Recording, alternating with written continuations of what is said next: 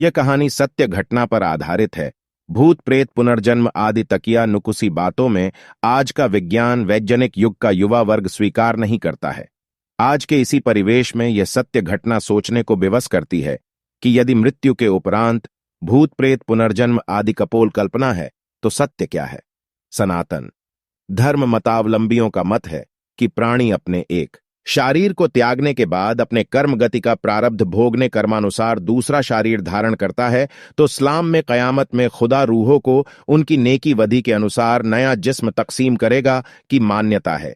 यानी जीवन के बाद जीवन की मान्यता सभी धर्म संप्रदायों की मूल अवधारणा है। ऐसे में विज्ञानम भी पैरालाइफ के अस्तित्व को स्वीकार करता है। वास्तव में प्रत्येक प्राणी निद्रा की स्थिति में पैरालाइफ यानी चेतन मृत्यु अवस्था में रहता है। ऐसे में यह घटना जो इस कहानी में का आधार है, अनेकों प्रश्न विज्ञान धर्म समाज के समक्ष प्रस्तुत करती है। यह घटना बिहार के एक गांव की है जो विकास की संभावना से दूर भोले भले भरितयों का गांव है, शंकरपुर पाठखौली। उसी गांव में लगभग 60 वर्ष पूर्व प्रभाकर पाठक प्रकांड विद्वान गांव समाज में सम्मानित और क्षेत्र में एकमात्र उच्च शिक्षित व्यक्ति थे। उनकी पत्नी प्रियंबदा पढ़ी लिखी तो नहीं थी, मगर विद्वान के सानिध्य में पढ़ी लिखी से कम नहीं थी। पंडित प्रभाकर पाठक का मूल व्यवसाय खेती और यजमानी था। पंडित जी को किसी बात की कोई कमी नहीं थी। ईश्वर की कृपा से धन यश कीर्ति सब उनको प्राप्त था।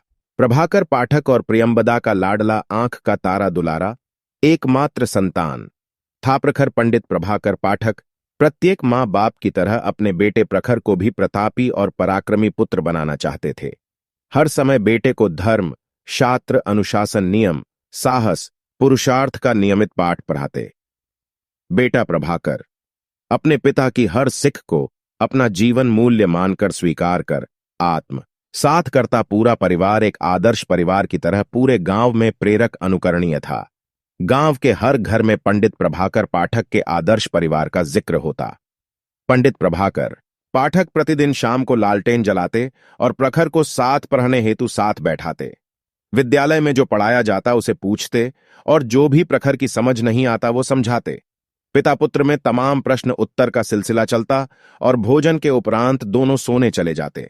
पुनः ब्रह्मबेला में पंडित प्रभाकर उठते और बेटे प्रखर को जगाते और योगा प्राणायाम कराते। स्वयं उसका मार्गदर्शन करते। नतीजा यह हुआ कि 10 वर्ष की उम्र आते आते प्रखर बहुत बुद्धिमान ओजस्वी लगने लगा। पूरे गांव को प्रखर के भविष्य के प्रति जागरूकता और अभिमान था।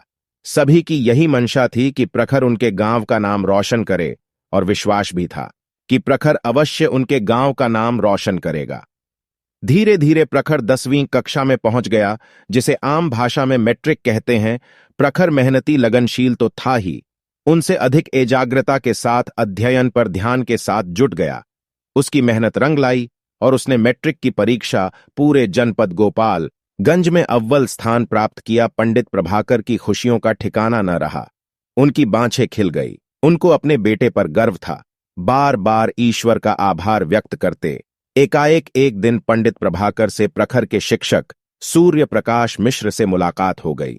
मिश्र जी ने पंडित प्रभाकर को प्रखर जैसे पुत्र के पिता होने के गर्व को 4 चांद लगाते हुए बोले, पाठक जी, आप पर भगवान की बड्डी कृपा है जो प्रखर जैसी संतान प्राप्त है, जिसने पूरे क्षेत्र गांव और आपके साथ साथ विद्यालय का नाम भी रोशन किया है। हम विद्यालय की तरफ आपका आभार व्यक्त करते हैं कि प्रखर जैसा होनहार के आप पिता है।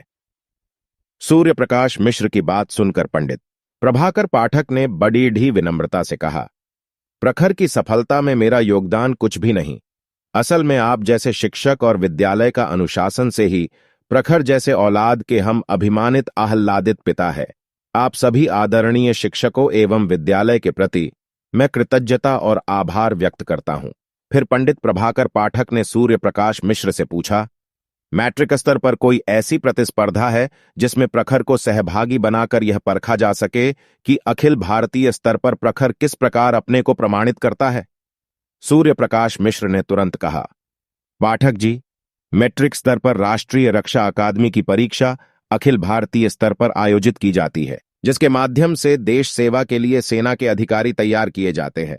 मगर आपका तो एक ही बेटा है, क्या आप इसे इस चुनौतीपूर्ण प्रतियोगिता में सम्मिलित होने की अनुमति देंगे?